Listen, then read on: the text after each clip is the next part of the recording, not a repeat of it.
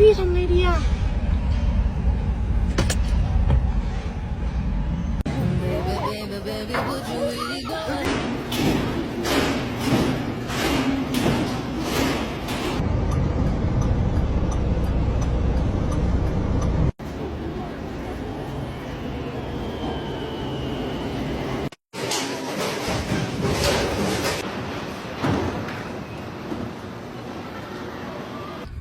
เฮ้ยพี่เฮ้ยเอาแล้วเฮ้ยมันยัง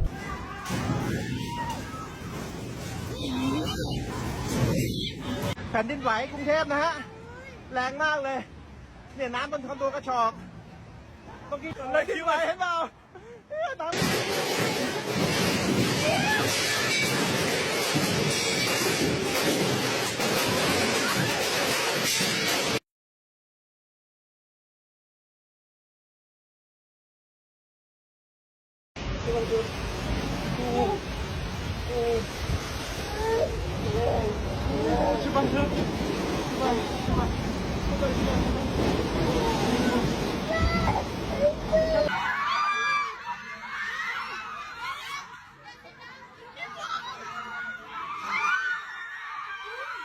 อุ้ยแรงมากพี่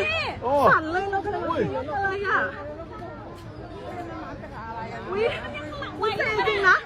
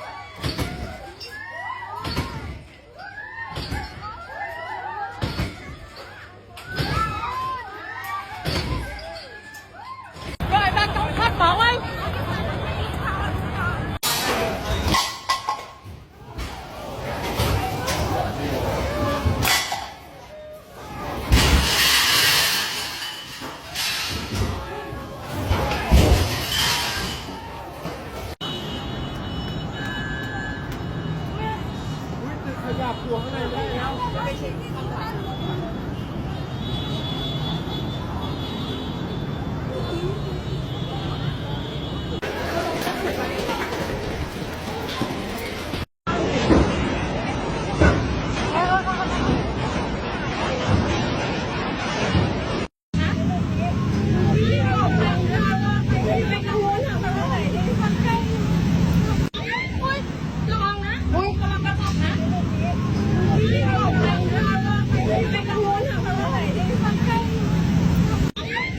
Oh my god.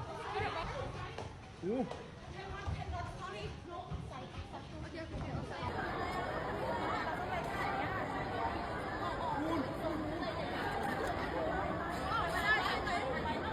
Quake. There's an earthquake. Earthquake.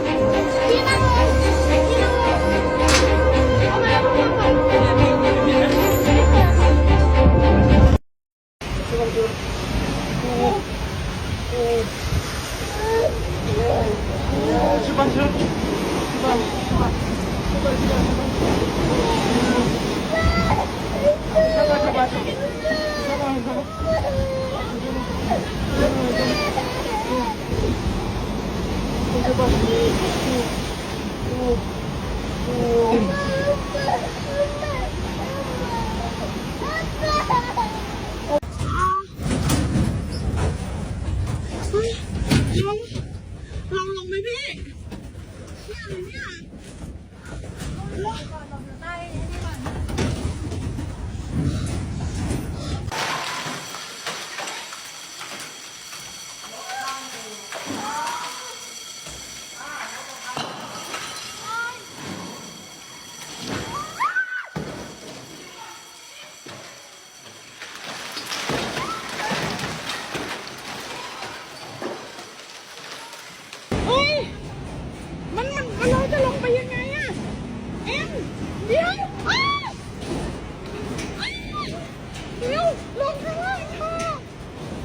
เร็วลง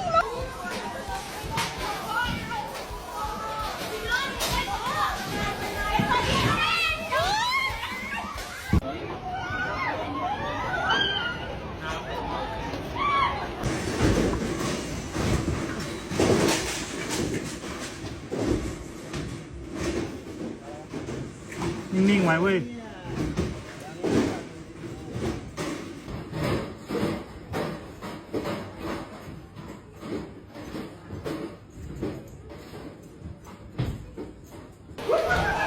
เดี๋ยว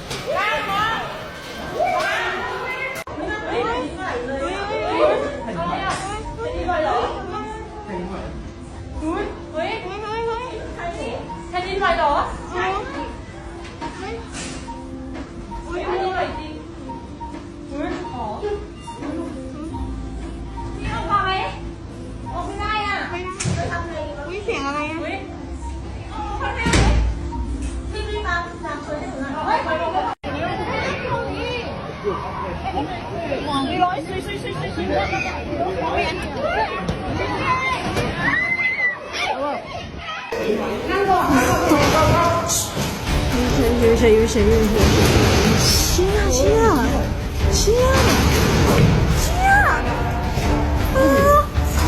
แกลองหาอะไรบ้าง